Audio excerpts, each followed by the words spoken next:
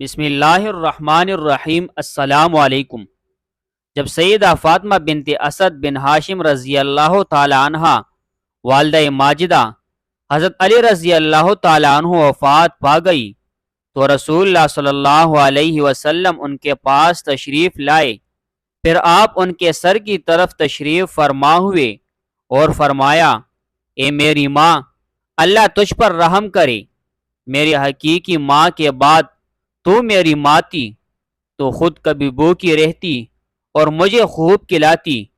تو کپڑے یعنی چادر کے بغیر سوتی اور مجھے کپڑا پہناتی۔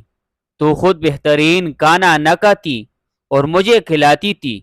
تمہارا مقصد اس عمل سے اللہ کی رضامندی اور آخرت کا گھر تھا۔ پھر رسول اللہ صلی اللہ علیہ وسلم نے حضرت اسامہ بن زید، حضرت ابو ایوب انصاری اور حضرت عمر بن خطاب رضی اللہ عنہم اجمعین اور ایک کالے غلام کو بلایا تاکہ قبر تیار کرے۔ پھر انہوں نے قبر کھودی۔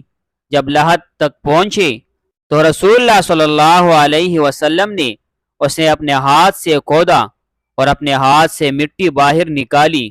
پھر جب فارغ ہوئے تو رسول اللہ صلی اللہ علیہ وسلم اس قبر میں داخل ہو کر لیٹ گئے اور فرمایا، اللہ ہی زندہ کرتا اور مارتا ہے اور وہ زندہ جاوید ہے، کبھی نہیں مرے گا۔ اے اللہ، میری ماں فاطمہ بنت اسد کو بخش دے اور اس کی دلیل انہیں سمجھا دے۔ اپنے نبی اور مجھ سے پہلے نبیوں کے وسیلے سے ان کی قبر کو وسیع کر دے، بے شک تو ارحم الراحمین ہے۔